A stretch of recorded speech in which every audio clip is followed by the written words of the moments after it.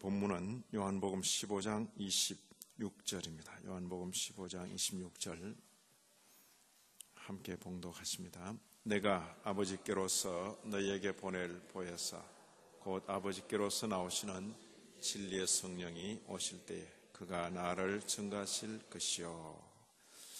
오늘 보시는 대로 주제가 보혜사 혹은 진리의 성령으로 불리우시는 성령이십니다.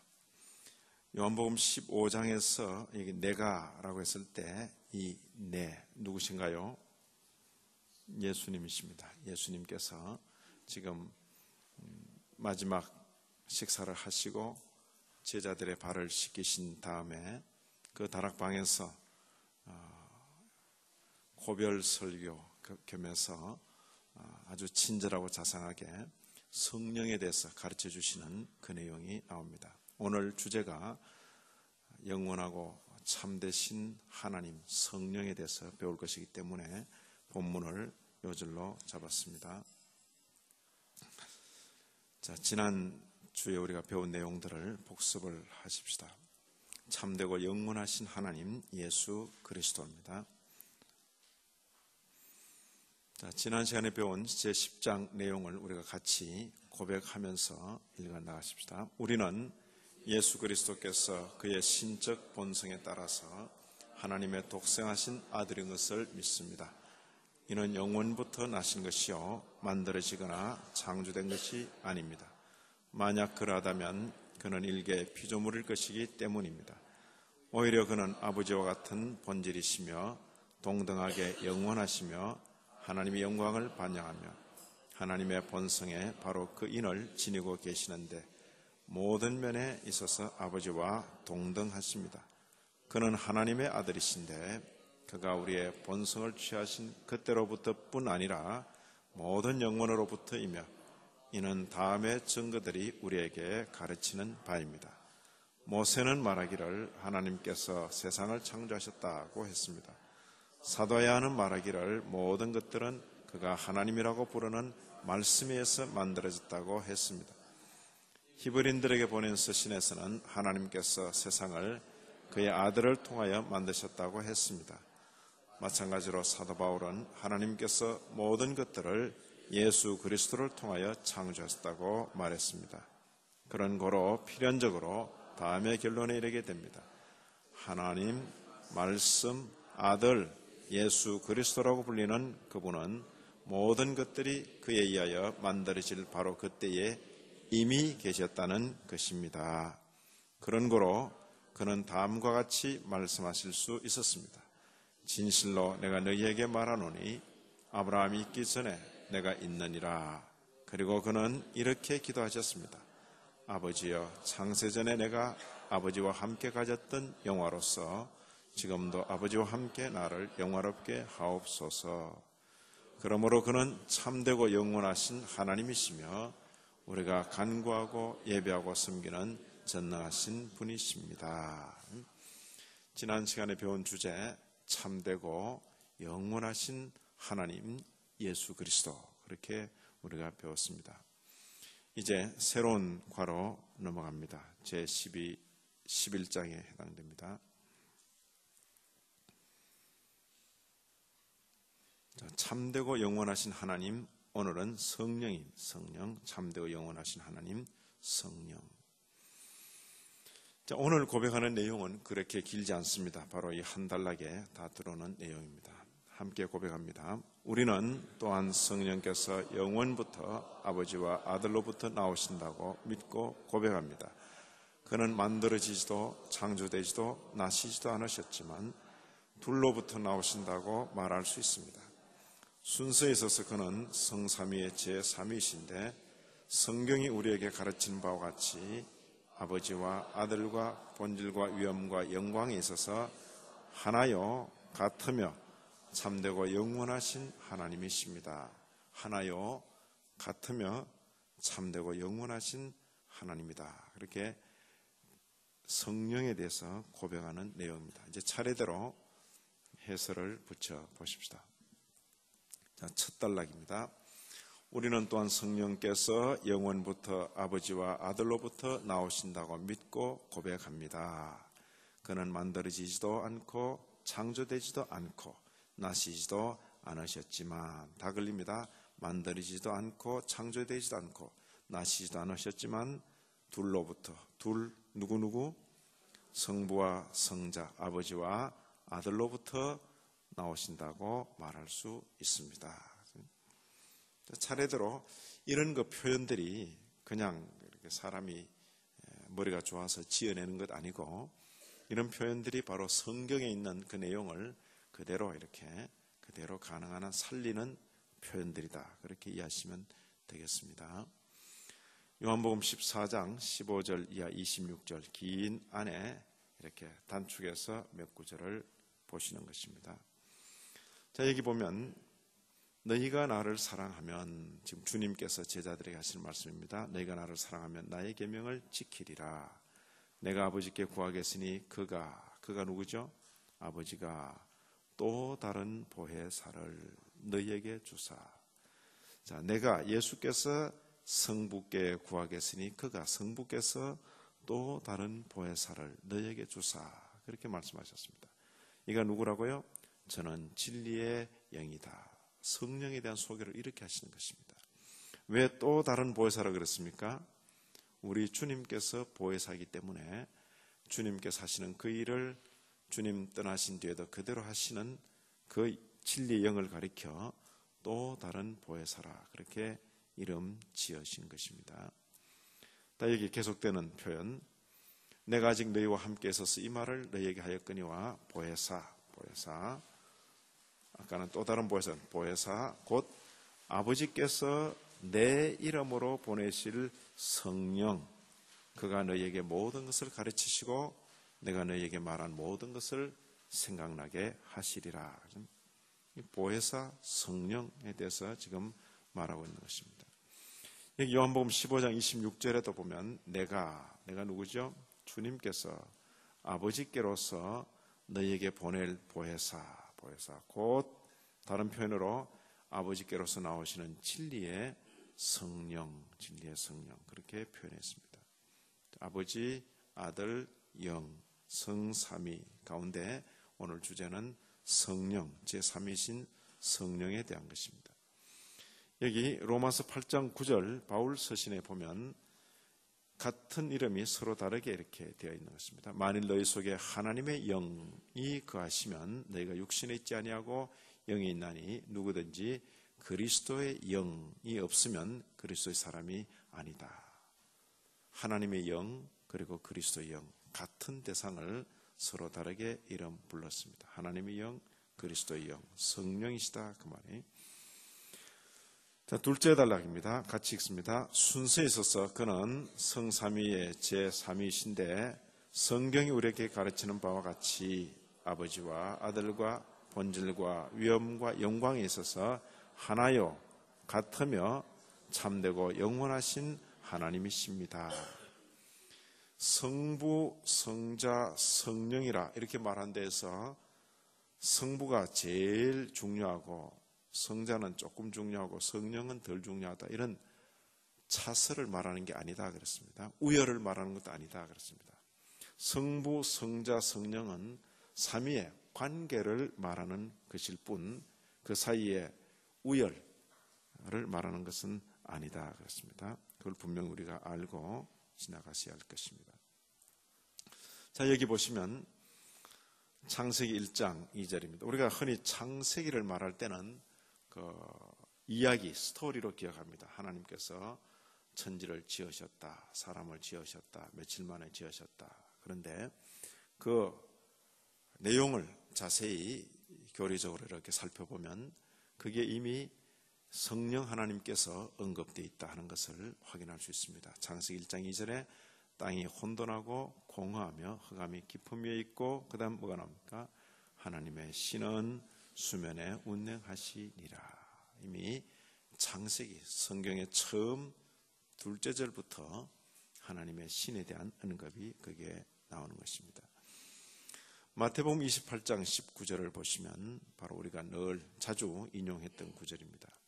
세례와 관계된 구절인데 아버지, 아들, 성령 이름 안으로 그렇습니다. 성삼위가 나란히 언급되고 있습니다. 나란히 언급되고 있습니다.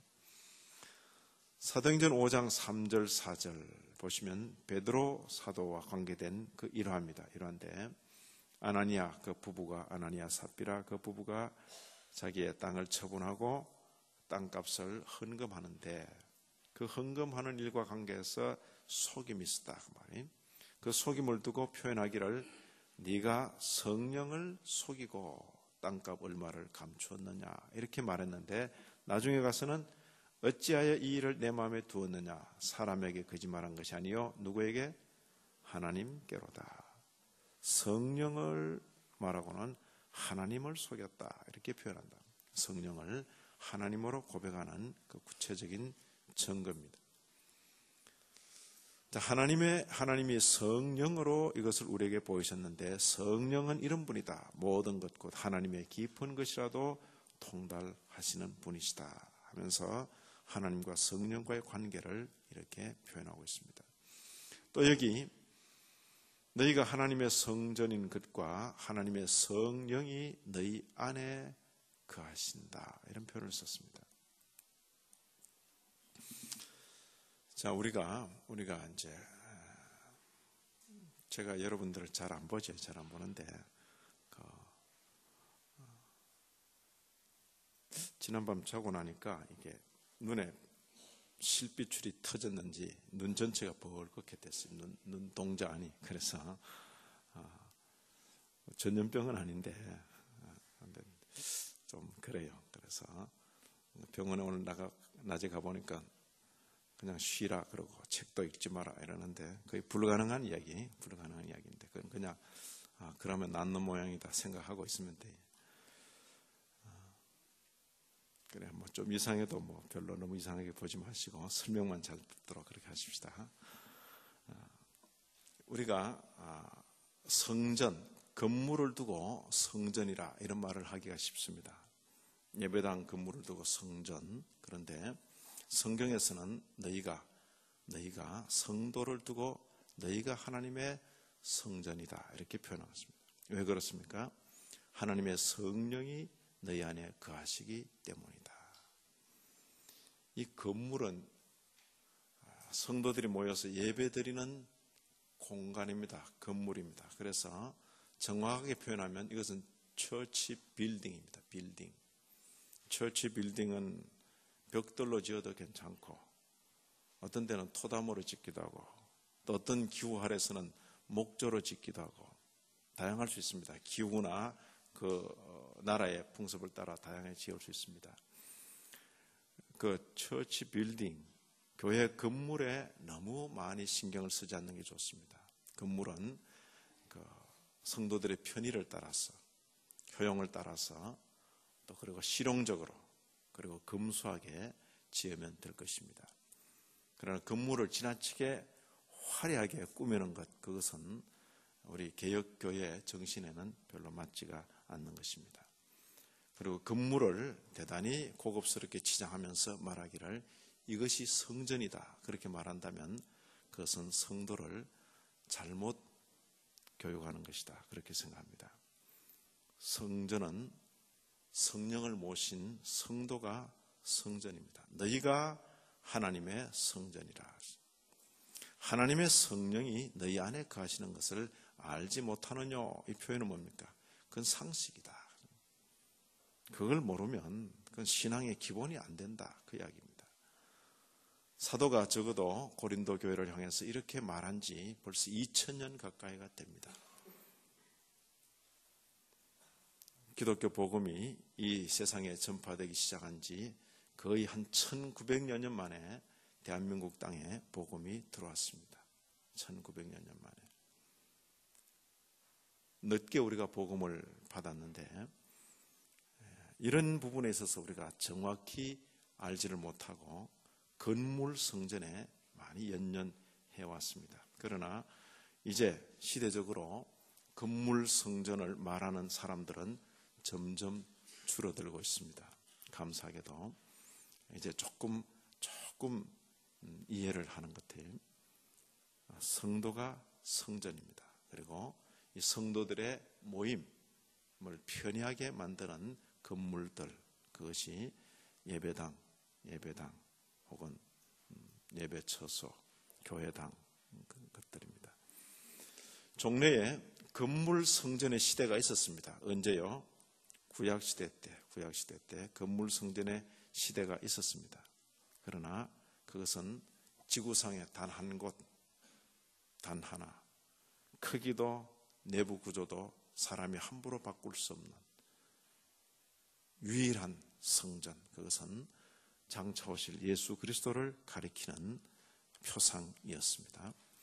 자, 이제 고린도전서 6장 11절, 우리 하나님의 성령 안에서 씻음과, 이런 표현이 있습니다. 성도와 성령과의 관계, 긴밀한 관계. 자, 이건 뛰어넘으시고, 자, 이런 그 내용을 두고 오늘 우리가 고백한 내용은 다 배웠습니다. 그런데 이제 이렇게 마치면 성령과 관계에서 배우는데 좀 부족함이 많습니다. 우리 고백이 굉장히 간결하게 되어 있는데 그 고백을 그대로 우리가 받으면서 몇 가지를 좀 더 정리하십시다. 성령과 관계에서는 성령의 인격성에 대한 확인과 고백이 참으로 중요합니다. 성령이 능력 있다 혹은 성령이 능력이다 하는 데 대해서는 거의가 서로가 인정합니다. 성령의 신성과 신적 능력에 대해서는 보편적으로 인정하는 분위기입니다. 성령 그러면 능력을 생각합니다. 그러나 그 성령께서 희로애락을 가지신다. 때로는 기뻐하시고 때로는 슬퍼하시고 때로는 노하시고 때로는 탄식하시고 이런 데 대해서는 사람들이 잘 모른다. 성령은 능력이기 때문에 우리가 막 기도해가지고 성령의 능력을 입기만 하면 된다, 이렇게 많이 생각합니다. 그런 분위기가 한국교회에 굉장히 많습니다. 성령은 중립적이라, 그분은 생각도 없으신 것 같고 어쨌든 우리가 막 달려붙어서 성령이여 하고는 우리가 서면 되는 것처럼 그렇게 많이 되어 있습니다. 그러나 조금 성경을 살피면 성령은 사람에 의해서 좌지우지 되는 분도 아니고 성령 그 자체, 그분이 기뻐하시는 것이 있고 서운해하시는 것이 있고 슬퍼하시는 것도 있다 하는 것을 우리가 볼 수가 있습니다. 한두 구절 예를 들겠습니다. 바울 사도의 로마서에 보면 성령을 탄식하신다 이런 표현을 쓰고 있습니다. 같이 한번 읽을까요? 이와 같이 성령도 우리 연약함을 도우시나니 우리가 마땅히 빌 바를 알지 못하나 오직 성령이 말할 수 없는 탄식으로 우리를 위하여 친히 간구하시느니라. 성령은 탄식하시는 하나님이다. 이렇게 탄식하신다. 탄식만 하는 게 아니라 뒤집으면 아주 감탄도 하시는 겁니다. 탄자가 같이 들어가지만은 탄식, 감탄. 성령이 감탄하는 그런 경우도 있는 것입니다. 두 번째 예를 들면 에베소 4장 30절입니다. 같이 읽습니다. 하나님의 성령을 근심하게 하지 말라. 그 안에서 너희가 구속의 날까지 인치심을 받았느니라. 하나님의 성령을 근심이란 표현이에요. 근심. 성령이 힘만이 아니라 근심하시는 분이십니다. 성도 때문에. 이 말을 뒤집으면 어떻게 뒤집을 수 있을까요? 근심을 다른 말로 바꾸면 하나님의 성령을 근심하게 하지 말라. 나는 성령 근심하게 안 합니다. 겨우 그 정도로 기준으로 삼지 마시고 그건 최소한의 기준입니다. 조금 더 적극적으로 긍정적으로 기준을 삼으면 어떻게? 하나님의 성령을 기쁘시게 하라. 그렇게 표현하시죠. 하나님의 성령을 기쁘시게 하라. 우리 청년들 저도 청년들을 지도할 때 청년들이 질문이 많은데 목사님 술 마셔도 죄 안 되지요? 이렇게 묻는 사람일까? 담배 피워도 죄 안 되지요? 근데는 기준이 죄 안 되죠? 늘 그렇게 묻냐? 술 마시면 하나님께서 기뻐하시겠죠? 담배 피우면 하나님께서 기뻐하시겠죠. 그렇게 한번 물어봐라. 질문이 이상하죠. 질문이 이상하면 안 하면 좋다. 그렇게. 그러니까 기준을 굉장히 낮추었어. 커트라인이 몇 점이냐 자꾸 그렇게만 묻고 있지 말고 거기서 수석하려면 어느 정도 하면 됩니까? 그렇게 자꾸 물어라. 신앙생활을 자꾸 커트라인을 낮추어서 거기다가 자기 목을 걸지 말고 좀 이렇게 높여라. 하나님의 성령을 근심하게 하지 않는 정도로 우리 신앙 수준이 될 것이 아니고 하나님의 성령을 기쁘시게 하는 그런 신앙 걸음이 되어야 할 것입니다. 이게 이제 성령은 능력만이 아니고 인격이시다. 희로애락이 있으시다. 이때 로자는 늙을 로자가 아니고 뭡니까? 노할 로자다. 그러면 기뻐하시고 노하시고 혹은 슬퍼하시고 기뻐하신다. 희로애락 즐거워하신다. 또 하나 중요한 것은 이건 아주 중요한 겁니다. 성령과 관계에서 이 주체와 객체, 능동과 수동의 관계가 중요합니다. 이 주체, 객체, 능동, 수동 이러면 좀 어렵게 여겨집니다. 그러나 설명하면 되게 쉬워요. 되게 쉽습니다. 성부, 성자와 관계에서는 성령이 항상 객체요, 수동입니다. 그리고 성도와 관계에서는 성령이 항상 주체요, 능동입니다. 무슨 소린가 보십시다. 자, 일단 한번 읽으십니다. 내가 아버지께 구하겠으니 그가 또 다른 보혜사를 너희에게 주사 영원토록 너희와 함께 있게 하시리니. 누가 주신다고요? 그가, 아버지가 주신다. 누구를? 성령을 목적을 삼아서 너희에게 주신다. 주체가 누구십니까? 아버지시다. 그리고 영원토록 너희와 함께 있게 하신다. 사역동사를 써서 함께 있게 하신다. 누가? 아버지께서. 함께 있게 하실 때의 성령은 함께 있게 하시는 아버지의 그 뜻을 존중히 여기는 것입니다. 주체십니다. 성부가 주체입니다. 그 다음 표현 보십시오. 내가 아버지께로서 너에게 보낼, 누가 보냅니까? 성자가 성령을 보내신다. 내가 보낸다. 성부, 성자와 관계에서는 성령이 주체입니까? 객체입니까? 객체. 그렇지? 능동입니까? 수동입니까? 수동. 그렇지? 수동. 자, 그 다음 여기도 이것은 베드로 사도의 설교입니다. 설교 중에 나오는 한 대목인데 하나님이 오른손으로 예수를 높이심의 부활입니다.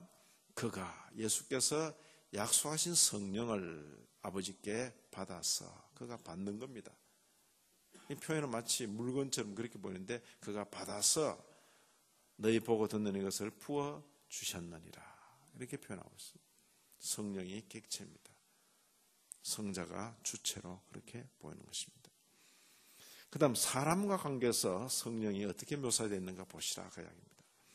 빌립은 초대교회 전도자입니다. 전도자요 집사라고 흔히 불리우는 전도자입니다. 성령이 빌립더러 이르시되 이 병거로 가까이 나아가라. 누가 누구에게 명합니까? 빌립이 성령에게 명하는 게 아니고 성령이 빌립더러 이르시되 이 병거로. 이 병거가 누구 병거입니까?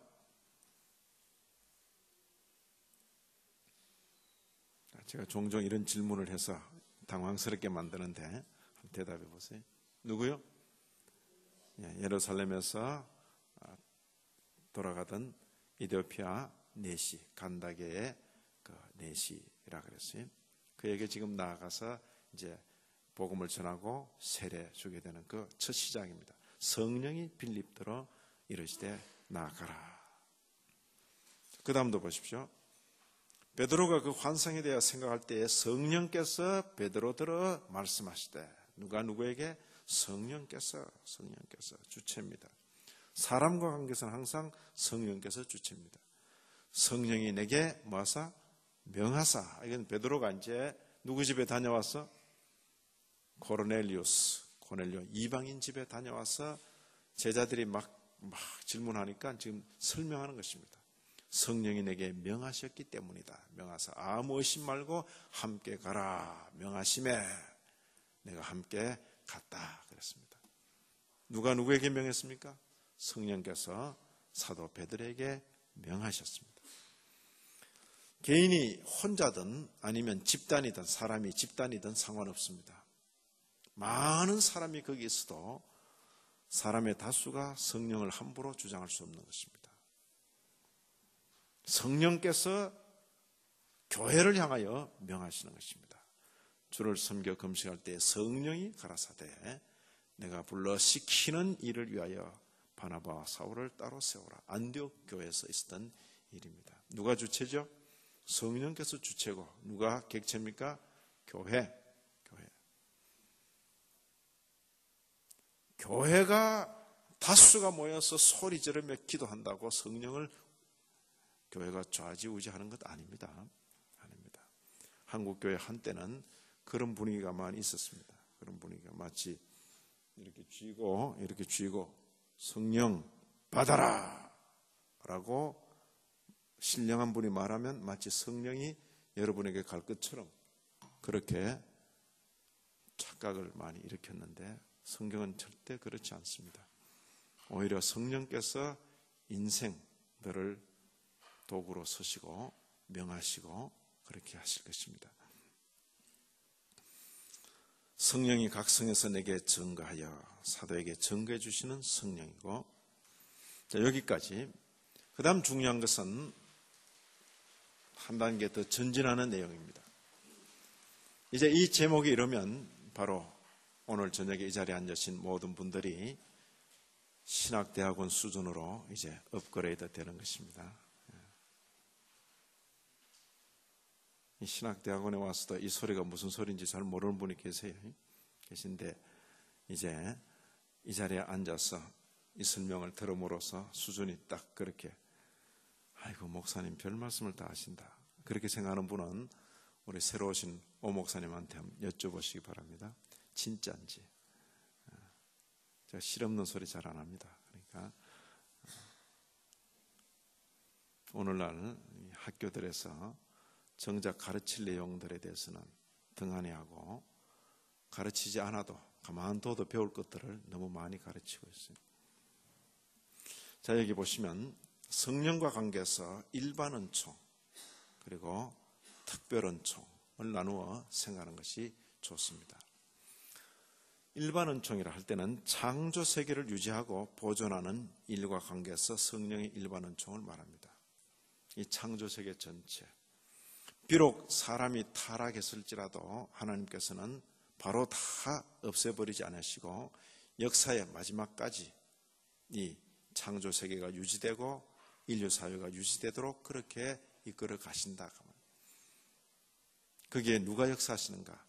하나님이 역사하신다. 그 말이 맞습니다. 그러나 조금 더 정확히 말하면 하나님께서 성령으로 역사하신다. 그렇게 말하면 좀 더 정확할 것입니다.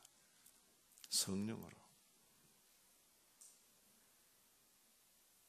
황모 교수 요즘 한참 그분은 뭐 이렇게 선한다 그래. 그리고 되게 종교를 따지자면 불교 쪽이 아닌가 그렇게 여겨지는데 뭐 잘 모르겠습니다. 그러나 그분의 종교가 무엇이든 그분이 가지고 있는 그런 지혜, 과학적인 재능 그것은 하나님의 것입니다. 하나님의 것. 하나님의 것임에도 불구하고 그가 만약 자행자지하고 그렇게 되면 사단에게 쓰임받을 수도 있을 것입니다. 어떤 사람의 예술적인 재능, 탁월한 그 음악적인 감각 이런 것들은 전부 성령의 일반 은총에 속하는 것입니다. 인생들에게 모든 좋은 것들을 주실 때 그것은 성령의 은총입니다. 은총입니다. 그걸 지금 말하고 있는 것이 창조 세계가 계절이 바뀌고 해가 떠오르가는 이 모든 것, 그 하나님의 은총입니다. 그걸 일반 은총이라 말한다면 특별 은총은 뭐냐? 구원하시는 일과 관계되어 있는 은총입니다. 택한 백성을 구원하시는 일과 관계해서 성령의 특별한 총을 말하는 것입니다. 몇몇 구절들을 찾아보시면 훨씬 이해가 쉬울 것입니다. 같이 한번 읽을까요? 나의 생명이 아직 내 속에 완전히 있고 하나님의 기운이 오히려 내 코에 있나니라. 하나님의 기운이 오히려 내 코에 있다. 이렇게 옛 성도 욥은 표현했습니다. 하나님의 기운이. 이게 욥에게만 하나님의 기운이 있다 그런 뜻은 아닐 것입니다. 모든 살아있는 인생들에게 하나님의 기운이 내 코에 있다. 하나님의 신이 나를 지으셨고 하나님의 기운이 나를 살리시느니라. 성령으로 말미암아 인생이 지원받고 살아가고 있다 하는 것을 표현하고 있습니다. 자, 여기 같이 읽습니다. 그가 만일 자기만 생각하시고 그 신과 기운을 거두실진데 모든 혈기 있는 자가 일체로 망하고 사람도 진토로 돌아가리라. 그가 만일 자기만 생각하시고 그 신과 기운을 거두실진데 모든 혈기 있는 자가 일체로 망하고 사람도 진토로 돌아가리라. 이게 바로 일반 은총 가운데 성령의 역사인 것입니다. 주께서 낯을 숨기신 적 저희가 떨고 주께서 저희 호흡을 취하신 적 저희가 죽어 본흙으로 돌아가나이다. 자, 이제 여기서 한 단계 더 전진해서 이스라엘 백성들에게 이스라엘의 그 참 죽게 된 형편, 영적으로 죽게 된 형편에서 새로 살리시는 그런 역사. 이것은 일반 은총보다는 특별 은총을 지금 느끼게 하는 그런 구절입니다. 같이 한번 읽습니다. 주 여호와께서 이 뼈들에게 말씀하시기를 내가 생기로 너희에게 들어가게 하리니 너희가 살리라. 너희 위에 힘줄을 두고 살을 입히고 가죽으로 덮고 너희 속에 생기를 두리니 너희가 살리라. 또 나를 여호와인 줄 알리라 하셨다라. 너희 속에 생기를 두리니 너희가 살리라. 이스라엘 그 당시 에스겔 당시 이스라엘의 형편이 살아 움직이지만은 마치 골짜기의 마른 뼈들처럼 되어 있는 그런 형세입니다. 그런데 하나님께서 그들을 새롭게 하실 것을 마른 뼈들의 환상을 통해서 그렇게 보여주신 것입니다. 자, 이제 본격적으로 요한복음에 오면, 신약에 오면 더 선명하고 분명해집니다. 같이 읽습니다. 예수께서 대답하시되 진실로 진실로 내게 이르노니 사람이 물과 성령으로 나지 아니하면 하나님 나라에 들어갈 수 없느니라. 육으로 난 것은 육이요 성령으로 난 것은 영이니 내가 내게 거듭나야 하겠다는 말을 기이 여기지 말라. 사람이 물과 성령으로 난다. 자, 여기 또 하나 때 물을게요. 예수께서 대답하시되 진실로 진실로 내게 이르노니. 이 너가 누구죠? 저요. 이렇게 말하는 분이 있어요. 그러니까 되게 맞아요. 뭐 그렇게 말해도. 그런데 1차적으로 요한복음 3장 5절의 자리에서 예수께서 대답하시되 진실로 진실로 내게 이르노니. 누구죠? 예? 자신 있게 하셔야지. 예. 주간반인데 맞췄어요. 야간반에서 안 맞으면 안 되죠. 누구죠? 니죠, 니고데모. 예수께서 대답하실 때 진실로 진실로 니게 니고데모에게 이르노니 사람이 물과 성령으로 나지 않으면 하나님 나라에 들어갈 수 없다. 이 니고데모가 한밤중에 주님을 찾아와서 이 거듭남의 이치에 대해서 묻고 대답하는데 니고데모는 이 영적인 세계를 잘 알지 못해서 자꾸 그 엉뚱한 말을 했습니다. 사람이 저 나이가 지금 많은데 다시 어머니 뱃속에 어떻게 들어갑니까? 이런 소리 하니까 주님께서 참 답답하게 여기셨던 그런 경우입니다. 여기 물과 성령으로 난다. 이 표현에는 뭡니까? 일반 은총이 아니고 특별 은총, 구원의 은총을 우리가 알 수 있습니다.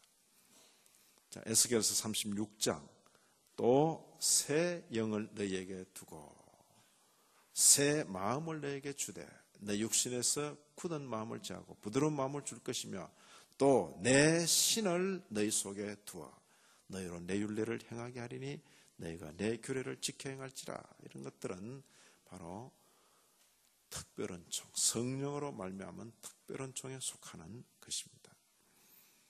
로마서 8장 15절 16절 같이 읽습니다. 너희는 다시 무수하는 종의 영을 받지 아니하였고 양자의 영을 받았으므로 아바 아버지라 부르짖느니라. 성령이 친히 우리 영으로 더불어 우리가 하나님의 자녀인 것을 증거하시느니라. 자, 양자의 영, 아들의 영을 받았다. 그 때문에 아빠, 아버지라 부른다 그랬습니다. 그렇죠? 양자의 영. 그리고 성령이 친히 우리 영으로 더불어 성령이 우리가 하나님의 자녀인 것을 증거한다. 그러니까 우리가 영적으로 거듭나는 것과 관계해서 성령의 역사가 참으로 중요합니다. 그래서 일반 은총, 특별 은총. 여기 마지막 구절입니다.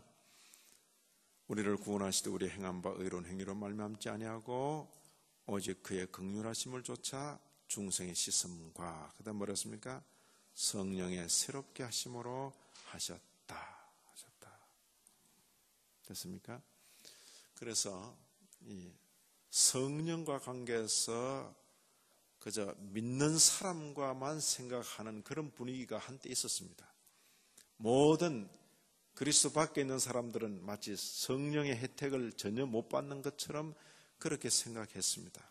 그것은 마치 마음 좁은 이스라엘들이 하나님은 우리 하나님이다 그렇게만 생각하는데, 성경은 하나님은 이스라엘의 하나님일 뿐만 아니라 세상 만민의 하나님이시다 그렇게 늘 증거하십니다. 하나님은 이스라엘의 하나님일 뿐만 아니라 세상 만민의 하나님이시다. 우리 하나님은 의로우셔서 악인과 선인에게 햇빛과 비를 골고루 나누어 주시는 분이시다. 우리들은 세상 다스리라 했으면 아마 벌써 다 끝냈을 것 같아요. 다 끝냈을 것 같아요. 그런데 하나님께서 인생들에게 보편적으로 은혜를 베풀어 주는 것입니다. 어떤 때는 사람이 그렇잖아요.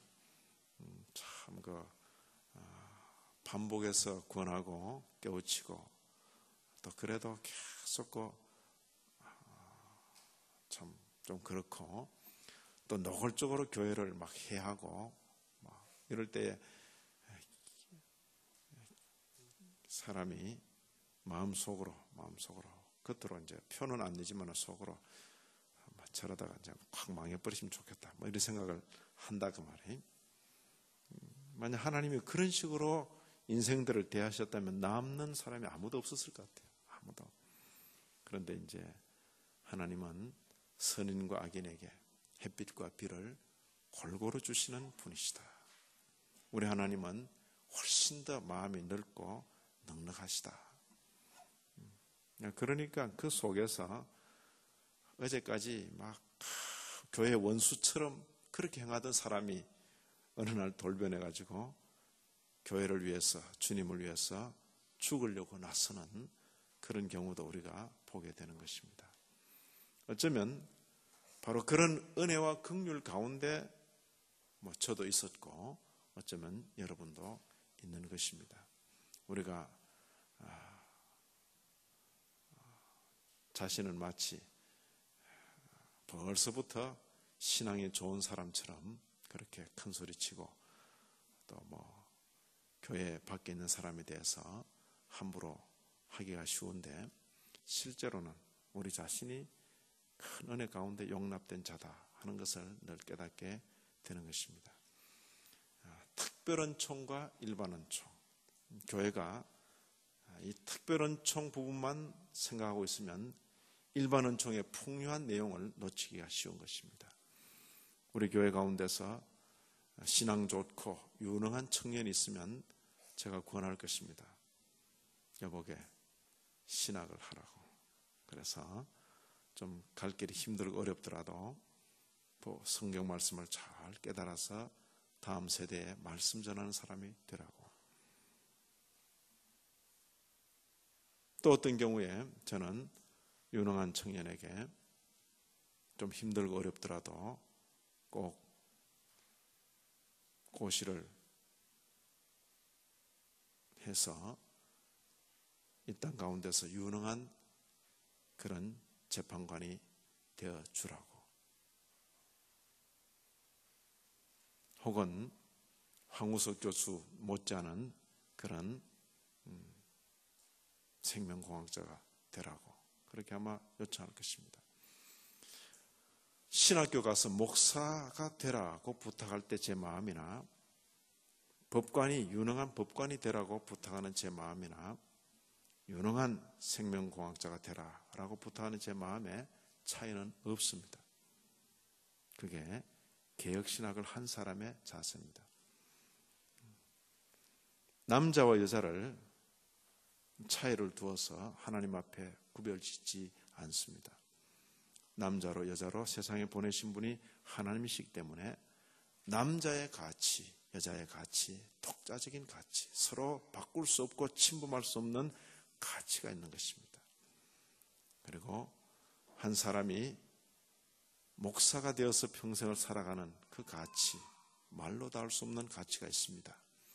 그러나 그에 못지않게 한 사람이 아주 공의로운 법관이 되어서 그 사회 속에서 역할하는 그 가치도 작은 가치는 아닌 것입니다. 제가 신학교 있을 때도 보면 이제 신학교에 찾아올 때는 대개 신학을 안 하고 그쯤 되면 다 이제 정리하고 신학을 해야 되는 줄 알고 그렇게 찾아옵니다. 제가 정리하기 전에 미리 찾아오시지. 그럼 제가 웬만하면 다 제자리로 돌려보냈을 사람들이 제자리로 다 제자리 가서 하시오. 제자리 가서 거기서 주를 섬겨 일하시오. 사람이 막다른 골목 가면 다 신학교로 가려고 그래. 근데 신학교에 그게 막다른 골목 아니에요. 신학교 거기도 또 세상입니다. 신학교 거기도 세상이에요. 거기가 천국이 아닙니다. 준천국도 아니고 아무것도 아니에요. 그냥 그 역할을 할 사람들이 거기 모여 있는 거예요. 어떻게 보면 아주 차원이 낮은 그런 세상이 거기 기다리고 있다 그 말이에요. 종교 사회, 종교적인 그런 명예심, 종교적인 그런 허영심, 종교적인 그런 영웅주의 이런 것들이 거기 또 기다리고 있는 거예요. 그래서 신학, 목회, 그리고 목회자의 길에 대해서 지나치게 환상을 갖는 것도 전 그렇게 좋지 않다 생각합니다. 환상 가질 것 없어요. 목사가 자신의 본분에 성실하듯이 이 말씀을 듣는 모든 성도들이 자신의 그 자리마다에서 성실하게 임하는 것, 그것이 신앙생활이다. 그렇게 생각하는 것입니다. 제가 여러분들을 도울 수 있는 것은 바로 그 자리에서 자신의 가치를 하나님 앞에서 느끼면서 당당하게 살아갈 수 있도록 그렇게 돕는 것입니다. 여러분들을 종교적으로 막 어떻게 해가지고 제 말 한마디에 그냥 막 꼼짝 못하게 만드는 그런 그건 기독교 신앙이 아니다 그 말. 성경이 우리에게 가르치는 것은 그렇습니다. 목사인 제가 말씀을 연구해서 여러분들 앞에 가르치는 이 고귀하고 복된 신분이나 여러분들께서 각자 그 위치에서 하나님의 백성으로 선민으로 그리스도인으로 고백하면서 살아가는 그 모습이나 주님 앞에서는 동등하고 같이 귀하다 하는 그것입니다. 그 가치를 모르면 그 가치를 모르고 그저 저하고 만나가지고 목사님 저는 언제 주의 일 좀 해봅니까? 그러면 당신이 하고 계시는 것이 주의 일인 줄 아시기 바랍니다. 제가 그렇게 대답할 것입니다. 주의 일. 됐습니까? 그것이 일반 은총, 특별 은총 그 세 개입니다. 자, 수업이 다 끝났으니까 차 한잔 마시고 오늘 우리는 참되고 영원하신 하나님이신 성령님에 대해서 배웠습니다. 참되고 영원하신 하나님 성령님. 자, 이제 후로는 성령 하나님에 대해서 잘 배운 성도답게 성령을 참되고 영원하신 하나님으로 고백하며 성령께 잘 순종하며 또 성령을 기쁘시게 드리는 그런 자들로 살게 되기를 진심으로 기원합니다. 기도하십니다. 하나님 아버지, 이 저녁에도 여기까지 나온 모든 심령들, 성령 하나님을 바로 알고 바로 모시고 남은 평생토록 성령께 사로잡혀 성령을 기쁘시게 드리며 사는 자 되게 하여 주옵소서. 예수님 이름으로 기도 올리옵나이다. 아멘.